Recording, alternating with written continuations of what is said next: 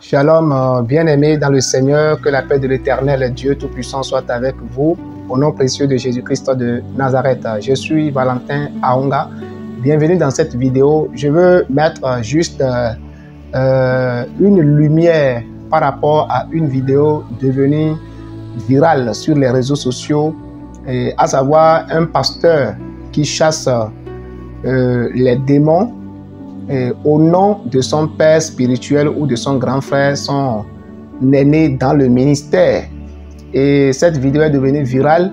Il y a vraiment beaucoup de commentaires autour de cette vidéo et ce qui m'amène à mettre la lumière sur ce point, c'est que la plupart des commentaires que je suis en train de suivre là sont négatifs pour moi. Pour moi personnellement, c'est négatif parce que tout ce qu'en tant que chrétien, nous sommes appelés à faire doit contribuer à la croissance spirituelle des âmes. Vous savez, il y a les faibles en esprit qui n'arrivent pas à comprendre facilement les choses. Et si nous qui sommes appelés à partager la parole de Dieu, nous devons vraiment l'examiner pour savoir si elle contribue à la croissance des âmes que Christ a mis entre nos mains. Quand vous faites une vidéo, un commentaire sur une vidéo, assurez-vous, si vous êtes véritablement chrétien, assurez-vous que cette vidéo puisse apporter une lumière positive pour les âmes. Sinon, vraiment, ça ne va pas. Ça ne va pas. Si c'est pour encore semer la peur, le doute dans les cœurs, votre vidéo n'est pas bien. Aujourd'hui, on a tendance de croire que il n'existe plus les vrais hommes de Dieu. Ce n'est pas sur ce point que je voulais venir. Avec le temps, on va revenir sur ça. Mais cette vidéo, je vais vous laisser sur ça. Je suis tombé sur ça, sur plusieurs sites. Mais ici, je vais jouer ceci. Vous allez voir afin de savoir de quelle vidéo il s'agit. Comment t'appelles? Je m'appelle Démon Destructeur. C'est mon nom. Voilà. Vous entendez, ici ça s'appelle Démon Destructeur. D'accord. On va laisser le nom même de Jésus. Je prends le nom de mon grand frère, l'esprit de mon maître, le grand missionnaire Joker Rocher. Toi, tu t'appelles Démon Destructeur. Mais je te présente ce soir quelqu'un qui s'appelle Joker Rocher. Est-ce que tu le connais? Tu le connais? Alors, si tu le connais, je te commande maintenant. Je te présente le triomphe universel humain de mon maître Joker Rocher. Maintenant même, je compte à 3. Je dis 1, 2, 3 et tu pousses ton pied, tu sors de cette somme. Définitivement. 1, 2, 3, sors.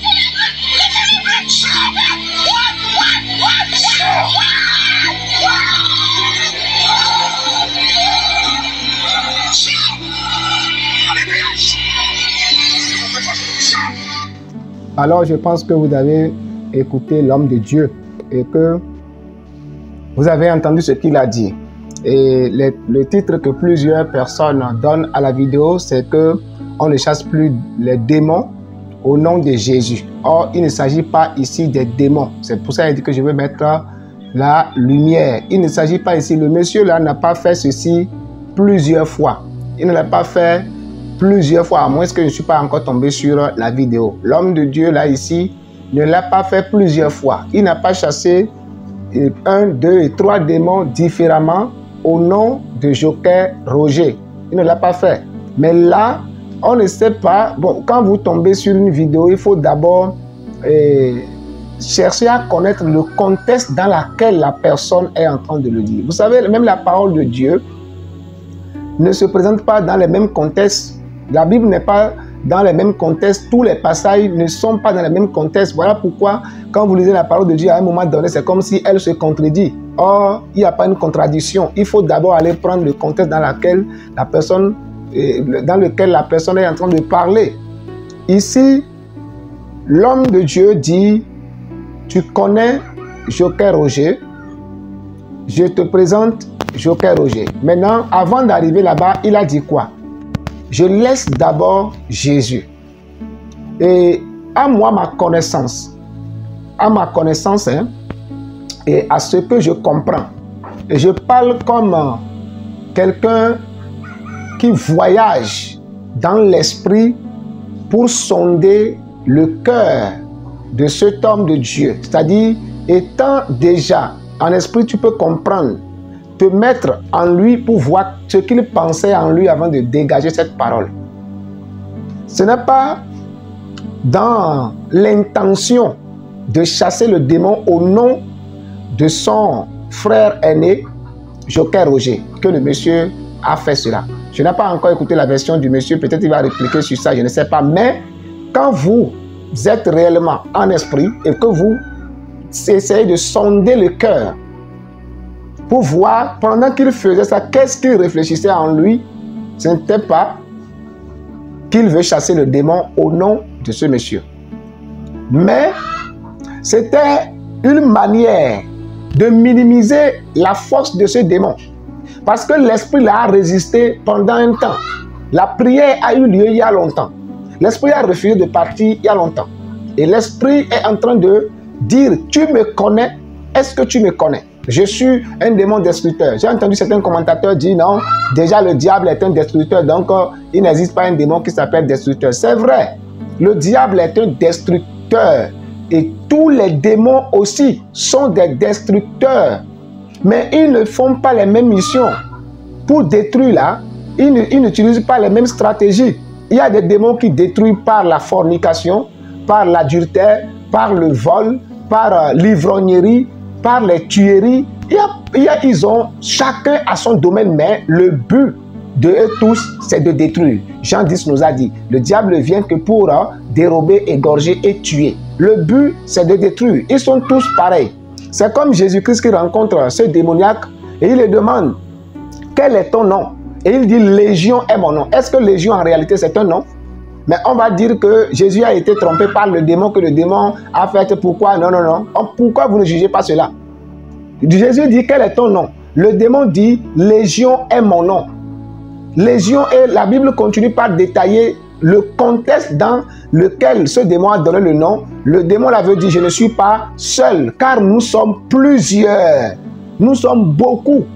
Et le chef de cette armée démoniaque se présente pour dire, moi, je m'appelle comme ça.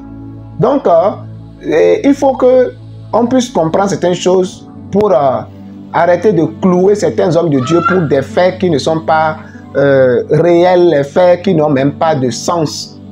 Cet homme, à mon avis, est en train de minimiser ce démon, sa force, son onction, en lui disant, tu n'atteins pas que j'utilise même le nom de Jésus sur toi. C'est en quelque sorte, c'est des choses, c'est des faits charnels en réalité. Hein?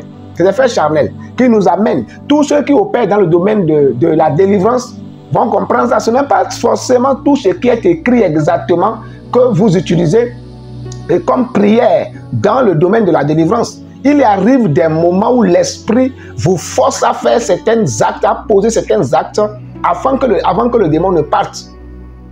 Et je me rappelle, moi dans le passé, je combattais ceux qui priaient et les pasteurs même qui prêchaient avec torchon dans la main, juste même pour essuyer la sueur là. Moi, je n'étais pas content pour ça. Pour moi, sûrement, il y a quelque chose dans le torchon. Est-ce que vous comprenez? Mais il est arrivé un jour, je voudrais aller à l'église et l'esprit me dit, garde un torchon.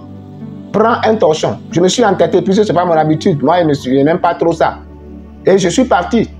Arrivé à la prière, pendant qu'on priait, un esprit s'est manifesté. Et nous avons fait toutes sortes de prières. L'esprit a refusé de partir.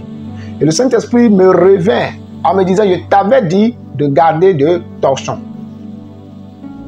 Est-ce que vous comprenez ça? Je parle des faits personnels, hein? Des faits personnels. Je t'avais dit de garder de torchon. Et là, j'ai demandé à ceux qui étaient venus à l'église, est-ce que quelqu'un a un mouchoir, un torchon, quelque chose comme ça avec vous? Et il y avait une femme qui avait vous appelez ça, c'est bavois, bien quelque chose, vous appelez ça comme ça, non? Ce qu'on met pour les bébés ici, pour que le lait ne coule pas sur leur truc, le manger, voilà. Il y avait une dame qui avait ça. La dame dit, oui, bon, c'est pas torchon en quelque sorte, et moi j'ai un truc. Il dit, oui, c'est bon. Avant que je ne prenne ça chez la dame comme ça, le démon a poussé des cris, ne me touche pas avec, ne me touche pas avec. Ne me touche pas avec. Avant que je ne m'approche de ce démoniaque, l'esprit l'a poussé à terre, le jeter à terre et l'esprit est parti.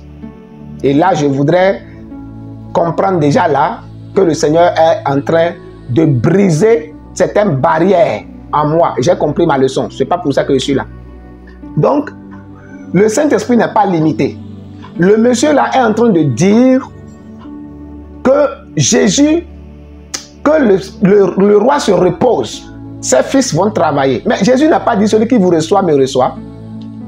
Vous allez comprendre une chose. Hein. Tous ceux qui opèrent dans le domaine de la délivrance doivent comprendre que le nom des grands hommes de Dieu, en qui réellement Dieu est, Dieu les a établis, les a mandatés, leur nom est redoutable dans le monde des ténèbres.